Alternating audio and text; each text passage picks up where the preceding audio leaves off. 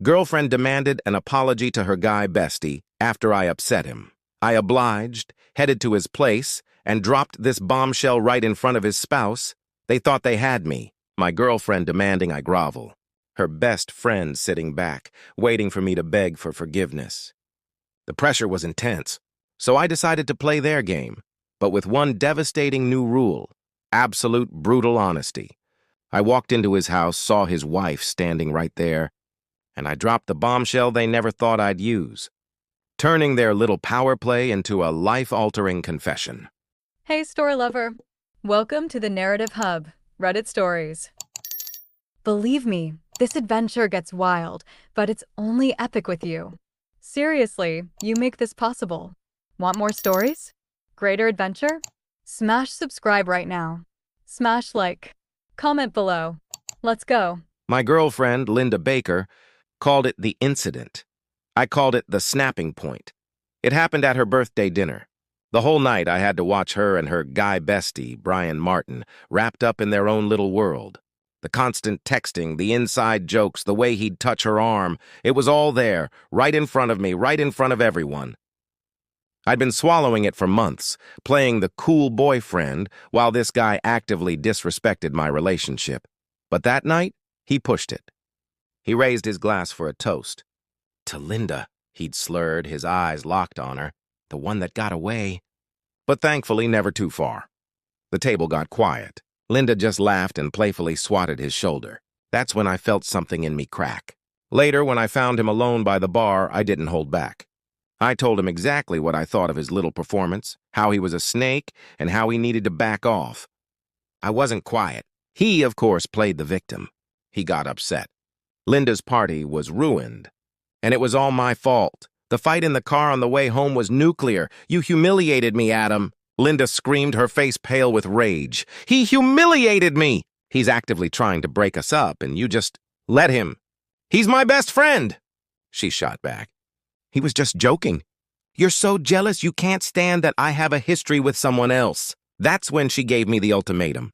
You will go to his house, she said, her voice ice cold. You will look him in the eye and you will apologize.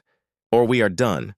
She thought she had me. She thought I'd crawl back, tail between my legs, just to keep her. She had no idea I knew their dirty little secret. She had no idea I knew why he was so upset. You see, 2 nights before that disastrous dinner, I was on her laptop trying to book flights for a trip we were supposed to take. An email notification popped up. A hotel confirmation. From last month. For a coastal getaway, a romantic weekend package for 2. The names on the reservation? Linda Baker and Brian Martin. It was the same weekend she told me she was at a spa retreat with her cousins. It was the same weekend he told his wife he was at a work conference. All that anger at the dinner? It wasn't just jealousy. It was the white-hot rage of betrayal. Brian wasn't upset because I'd insulted him. He was panicked because I was the one person who looked at him like I knew. Fine, I said to Linda, my voice flat. I'll apologize. The look of triumph on her face almost made me sick. She thought she'd won. She was wrong. This wasn't an apology. It was a strategic demolition. I drove to his house, my heart pounding not from fear, but from the nuclear truth I was about to drop. I stood on his doorstep, took a deep breath, and knocked. The door swung open. It wasn't him. It was a woman, smiling, wiping her hands on an apron. She looked kind. Can I help you? She asked. Hi, I said, forcing a polite smile. I'm Adam Campbell. I'm a friend of Linda's. Is Brian home? I owe him an apology. Oh, she said, her smile widening. Jennifer Smith, his wife, the unsuspecting audience of one. You're Adam. Yes, come in, come in. He's in the living room. He's been so down since that dinner party. Down, I'll bet he was. I stepped inside. The house was warm, smelled like baking bread. It was a home, a life. Brian was on the couch, laptop open. He heard my voice and his head snapped up. The blood drained from his face. He looked like a ghost. Adam, he said, his voice a strained whisper. What are you doing here? He's here to apologize, honey, Jennifer said cheerfully, moving to stand beside her husband. Isn't that nice? Brian shot to his feet. He tried to move me toward the door. This isn't a good time, man. We can talk later, just You should go. No, I said, my voice just loud enough for Jennifer to hear. Linda was very clear. She demanded I do this right now, in person. Jennifer's brow furrowed. What's going on, Brian? This was it. The moment. Brian was trapped. He looked at me with pure primal panic in his eyes. He knew what I had. I looked him dead in the eye. I didn't smile. Brian, I started. The room was so quiet I could hear the fridge hum. I'm here to apologize, Jennifer beamed. Brian held his breath. I am truly, deeply sorry that I found out about you and Linda. Jennifer's smile evaporated. What? Brian lunged at me. Get out! Get out of my house! I didn't flinch. I just sidestepped him and kept my eyes on Jennifer. Her world was tilting. I apologize, Brian, I continued, my voice cold and clear, for finding that hotel confirmation for the coastal getaway you two took last month. The one you told your wife was a work conference, and Linda told me was a spa retreat. You... Brian was sputtering, his face purple. Jennifer just stared at him. Her hands were shaking. Brian, what is he talking about? Tell me he's lying. And I am so sorry, I said, delivering the final catastrophic blow, that I had to be the one to tell your wife the real reason you were so upset at the dinner. It wasn't because I hurt your feelings. It was because I knew you were a lying cheat, and you were terrified I'd expose you for exactly who you are. Chaos. Jennifer let out a sound, a half sob, half scream. It was the sound of a life breaking in two.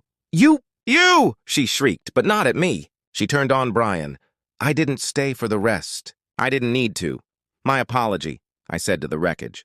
For everything. I turned, walked out the front door, and didn't look back.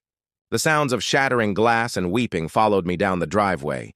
My phone started blowing up before I even reached the end of their street. Linda. Calling. I let it go to voicemail. Then the text started. What did you do? Brian just called me. His wife is throwing him out. What did you say to her? Adam, answer me. I pulled over to the side of the road, the adrenaline fading, leaving me cold and empty. I hit call. She picked up on the first ring, already screaming, You monster! You ruined his life. You destroyed his marriage. I did what you asked, Linda, I said, my voice dangerously calm. I apologized. You told her. Why would you do that? And there it was. It's not true. How could you think that? Why did you tell her? Because you lied to me, I said. Because you've been lying to me for months. Because you sent me, your boyfriend, to apologize to the man you're cheating on me with. You cornered me. You gave me an ultimatum. Silence. A sharp, guilty intake of breath. How did you know? She finally whispered. The hotel email. On your laptop. You got sloppy. Or maybe you just didn't care enough to hide it. Adam, she started, the tears coming now. Adam, it just happened. It didn't mean anything. I love you. We can fix this. I'll stop talking to him. I promise. Please. But the us she was trying to save was already a smoking crater. No, Linda, I said. We can't. I hung up the phone. I blocked her number. I blocked Brian's. 2 relationships detonated in a single weaponized apology. I sat there in the silence for a long time. This wasn't a story about getting mad. It was a story about getting even. And as I put the car in drive and pulled back onto the road, I didn't feel happy. I didn't feel sad. I just felt done.